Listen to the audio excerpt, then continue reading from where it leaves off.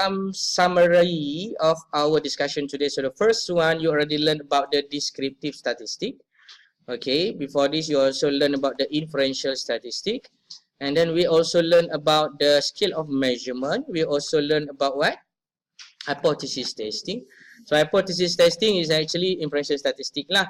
And then we also learn about questionnaire, something like where you want to find the questionnaire whatsoever that relevant to your data. And then the sixth one, we learn a little bit lah about the research methodology. So let us describe one by one. So the descriptive statistics are being divided into following items, which is the first one, we measure for the center, and then we measure, we measure for the dispersion, and then we measure for the normality, and then we measure also for the EDA, especially focusing on the frequency and also percentage of the data. So the MCT are being divided into mean, mode, and also median. For the MD, we are focusing into the standard deviation or variance, range, and then we are also discussing about the IQR. We're also discussing about the minimum and maximum. And then for the normality, we divided the two items, which is the first one using the graphic, and then the second one using non-graphic or the statistic approach. So the graphic one being divided into histogram, normal QQ plot, the trended QQ plot, else one, box plot. Okay, remember me to show you the example of this. Remember me to show you example of this. And then the statistic, we are talking about the skewness, kurtosis, and then we are talking about Kolmogorov-Smirnov statistic and Shapiro-Wilk statistic. Okay, settled.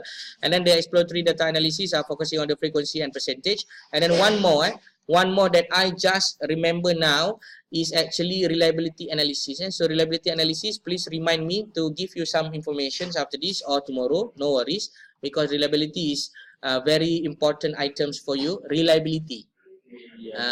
Reliability. Don't worry, the notes also available in my folder, so you can have it. And then the next one, we are studying and also understanding about the inferential statistics. Okay, so I'm going to summarize this thing. I'm so sorry about this. Okay, so for the inferential statistics or so-called hypothesis testing being divided into two. The first one is differences test, and then the next one is the correlation test, correct? And then the differences test also being divided into parametric and non-parametric. And then it depends on how many IVs that we have. So we have one DVs and one IVs. Oh, sorry, one DVs and one IVs, which is the IVs are considered having two groups. This one we call it as the independent sample t-test. And then we got one DV, one IVs that the IVs, two DVs, one IVs, which is follow-up cases, which is you monitor morning and evening. This one we call it as a PET sample. And then the next one is you monitor something that having a three groups, Malay, Chinese, and Indian, but you want to measure their BP, for example, blood pressure. So this one you are using the ANOVA. All of these are being computed or analyzed within the data that is normally tabulated.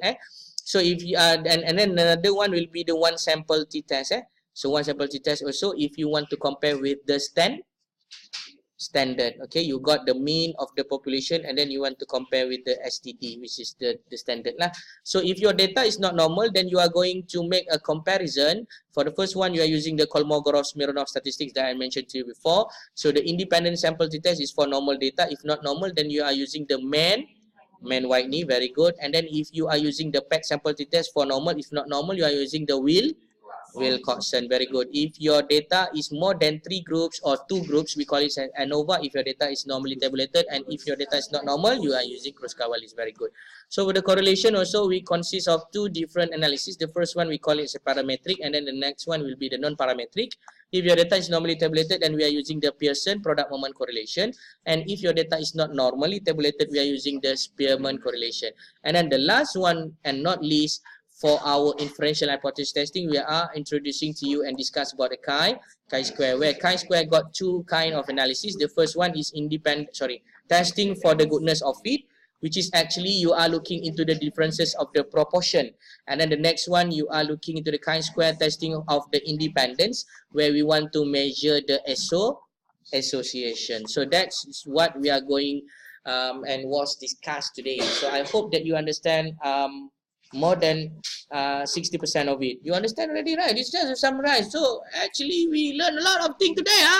Wow, very cool kan? In just a few hours, you know a lot of things. Wow, excellent. Very good. Okay, what else that you want to ask before I